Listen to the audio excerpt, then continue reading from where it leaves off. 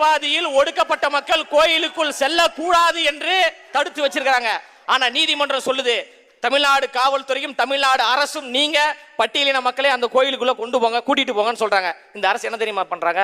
ஐயா, கலவரம் ஏற்பட்டுரும், அதனால என்ன பண்ணிடலாம், கோயிலை இழுத்து மூடிடலாம் அப்படின்னு சொல்லக்கூடிய இந்த அரசு இவங்க எங்களை பார்த்து சொல்றாங்க, எங்க தலைவர் தளபதி அவர்கள் பரந்தூருக்கும் செல்வார், வேங்க வயலுக்கும் செல்வார், மேல்பாதி மக்களுக்காகவும் குரல் கொடுப்பார். இனி போராட்ட களத்தில் எல்லா இடங்களையும் எங்க தலைவர் தளபதி அவர்களை இங்க பார்க்க தான் போறீங்க.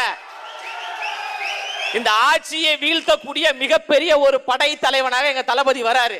போற்றுவோர் போற்றட்டும், புழுதி வாரி தூற்றுவோர் தூற்றட்டும். விமர்சிப்பதுதான் உங்களுடைய வேலை, நீங்க விமர்சிட்டே கொண்டுங்க.